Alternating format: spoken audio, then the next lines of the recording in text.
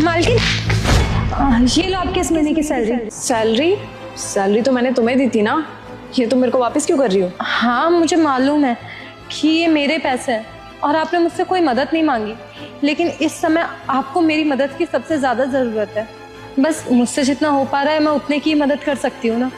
आप ये पैसे रख लीजिए, इससे आपकी मदद हो जाएगी। अरे लेकिन तुम्हें मेरी मदद करनी क्यों है? मैंने तुमसे मदद मांगी क्या? और वैसे भी ये तो तुम्हारी सैलरी के पैसे हैं ना, तुम्हारी मेहनत के पैसे हैं। इन पैसों को अपने पास रखो, मुझे क्यों दे दियो? हाँ मुझे समझ आ गया कि आप मुझसे पैसे क्यों नहीं ले रही है। आप यही सोच रहे हैं ना कि मैं आपके घर की एक मामूली सी नौकरानी हूँ और आप मुझसे पैसे कैसे ले सकती हैं। मीम साहब छोड़िए ना, ये भेदभाव क्यों करना।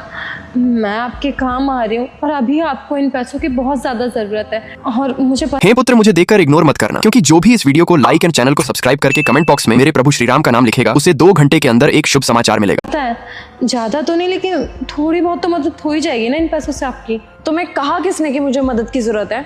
और मान लो मेरे को मदद की जरूरत है भी, तो तुम अपनी सैलरी के पैसे मुझे क्यों दे रही हो? देखिए मेम साहब, मैं आपको ये पैसे बेवजह नहीं दे रही हूँ।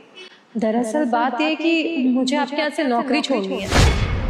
अच्छा, अब मुझे सारी बात समझ में आ गई काजल। पक्का तुम्हें हमारी कोई बात बुरी लगी है, तभी तुम्हें नौकरी छोड़ना चाहती हो?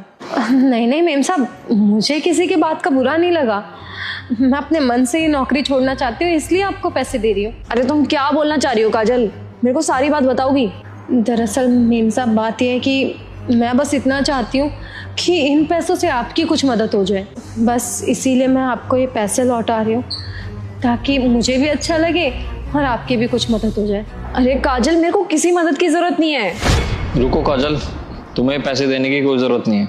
राहुल, क्या मतलब है इस बात का? तुम्हें सारी बातों को पता है कि ये पैसे क्यों दे रही है मेरे को? हाँ अंकिता, मुझे पता है कि काजल ये पैसे तुम्हें क्यों दे रही है।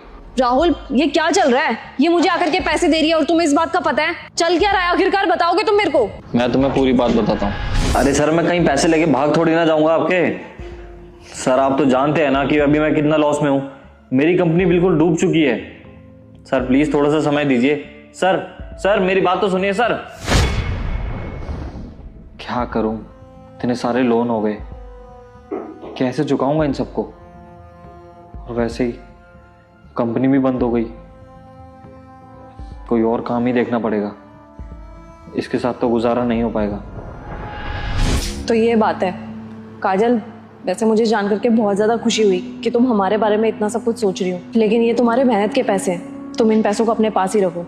अभी बेशक हमारा बुरा समय चल रहा है, लेकिन अच्छा समय भी आएगा। और वैसे भी यही तो जिंदगी का पड़ाव है ना, जब अच्छा समय साथ में देखा है तो बुरा समय